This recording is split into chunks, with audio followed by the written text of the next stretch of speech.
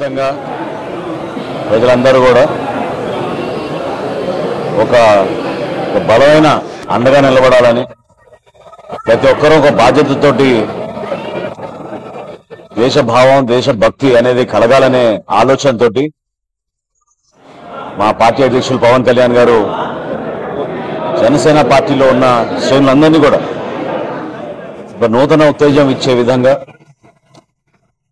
దేశం కోసం మన రక్షణ కోసం పోరాడే మన సైనికులకి ఒక మంచి నాయకత్వమే సరిపోదు, దైవ బలం కూడా చాలా అవసరం ఇటువంటి సందర్భాల్లో అని ఆయన సూచనల మేరకు ఈ రోజున 12 ఆలయాల్లో కర్ణాటకలోను తమిళనాడులోను మన ఆంధ్రప్రదేశ్లో కూడా మీ అందరం కూడా కలిసి మా పార్టీ అధ్యక్షులు పవన్ కళ్యాణ్ గారు చేసిన సూచనల మేరకు ప్రతి ఒక్కరిలో ఆ భావన కలిగే విధంగా ఎప్పుడు కూడా సందర్భాన్ని బట్టి మనం మాట్లాడడం అనేది కాదు, ఏ సందర్భమైనా సరే ముందు మన దేశం మన కోసం త్యాగాలు చేసిన మన సైనికులు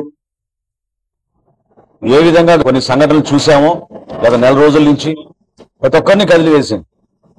కానీ ఒక బాధ్యత కూడా మనందరిలోనూ ఉండాలి. ఈరోజు అమ్మవారి ఆశీస్సులతోటి చాలా అద్భుతంగా పూజలు జరిపి మన సైనికులకి మనస్ఫూర్తిగా మేమందరం కూడా తోడుగా ఉంటాం.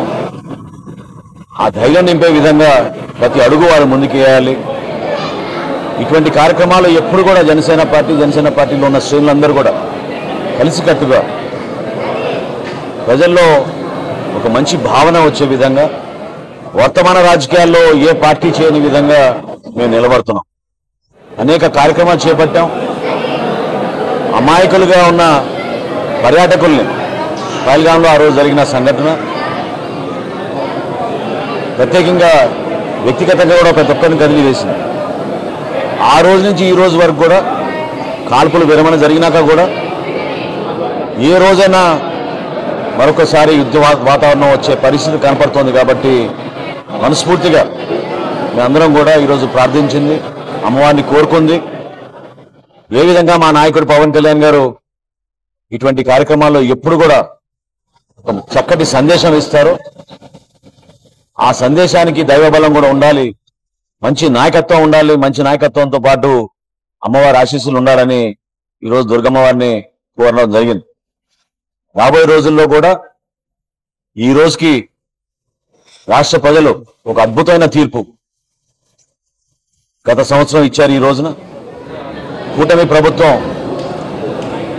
ఎన్ని కష్టాలైనా ఆర్థికంగా మేము చేసే కార్యక్రమాలని ప్రజల శ్రేయస్సు కోసం, రాష్ట్రాభివృద్ధి కోసం, సంక్షేమం కోసం అందరం కూడా కలిసికట్టుగా ముందుకెళ్తున్న తరుణంలో మా పార్టీ అధ్యక్షుడు పవన్ కళ్యాణ్ గారు మా అందరికీ కల్పించిన ఈ అవకాశాన్ని మనస్ఫూర్తిగా మేము ప్రత్యేకంగా ధన్యవాదాలు తెలుపుకుంటూ మరొకసారి రాష్ట్ర ప్రజలకు అంకిత భావంతో పనిచేసే ఒక గొప్ప అవకాశంగా మేము భావించుకుంటూ ముందుకెళ్తున్నాం.